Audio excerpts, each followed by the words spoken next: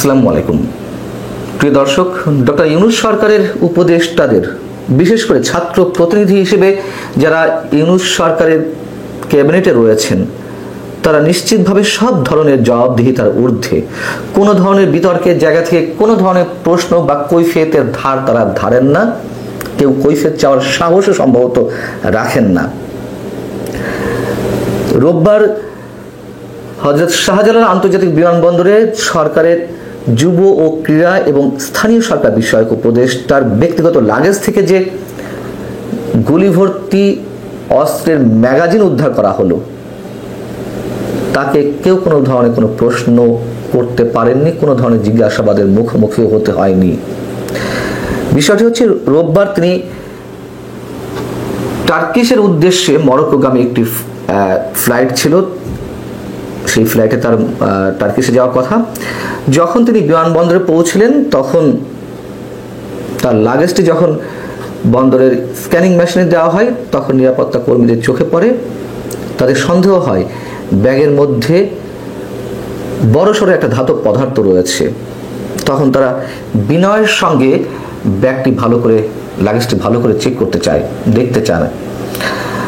তো আসিফ মাহমুদ সজীব ভুঁইয়া নীরব ভূমিকা পালন করেন, অথবা তাদেরকে অনুমতি দেন না দিয়ে তো উপায় নেই।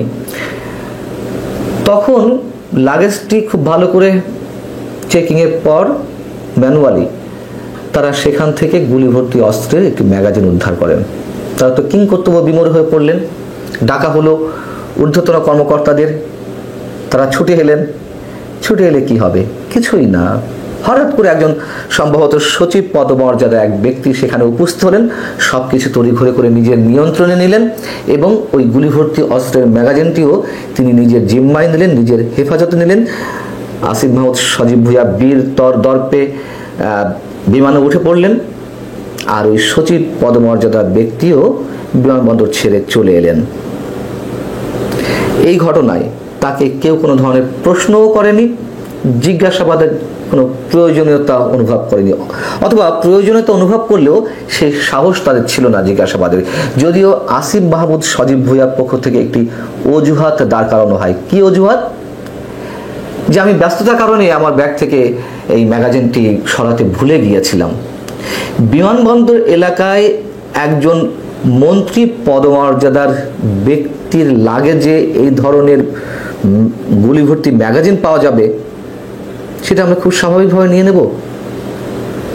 আর সরাতে মনে ছিল না, আচ্ছা ধরে নিলাম সরাতে মনে ছিল না, ঠিক আছে, ভুল হতেই পারে।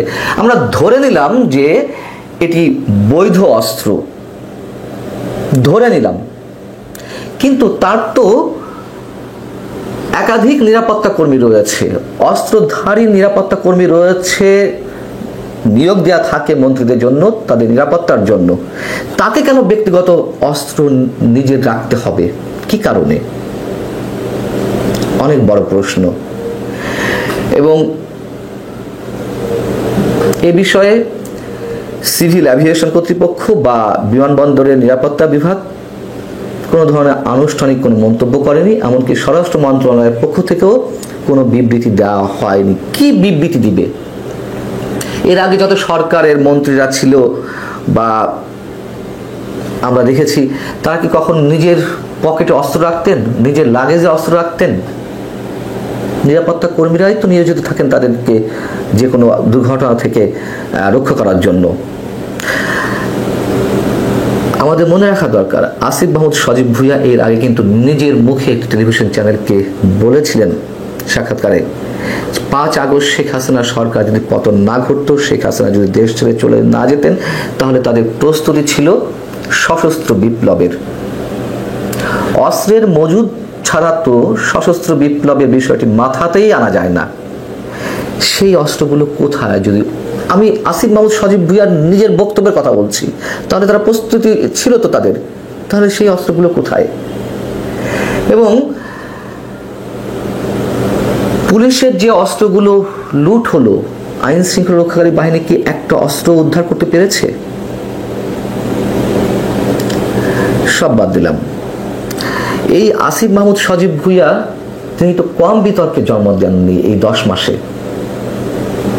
এর আগে তিনি হেলিকপ্টার ছাড়া চলতেই পারেন না, তার নাম তো হয়ে গেল হেলিকপ্টার উপদেষ্টা। উত্তরবঙ্গের একটি জেলায় কয়েকটি উপজেলা পাশাপাশি, সেই উপজেলাগুলো সফর করতে গিয়ে তিনি অসংখ্যবার হেলিকপ্টার ব্যবহার করেছেন। তার বক্তব্য অনুযায়ী তিনি 6 বার হেলিকপ্টার ব্যবহার করেছেন। এক উপজেলা থেকে আরেক উপজেলার দূরত্ব মাত্র 9 কিলোমিটার। সেই 9 কিলোমিটার যাওয়ার জন্য তাকে হেলিকপ্টার ব্যবহার করতে হয়। যদিও তিনি ব্যাখ্যা দিয়েছেন তিনি মাত্র 6 বার ব্যবহার করেছেন হেলিকপ্টার। একটা উপজেলা থেকে আরেকটা উপজেলা যেতে 6 বারই ধরে নিলাম হেলিকপ্টার ব্যবহার করতে হবে, কি আশ্চর্য। এবং আসিফ মাহমুদ সজীব ভুঁইয়ার ব্যক্তিগত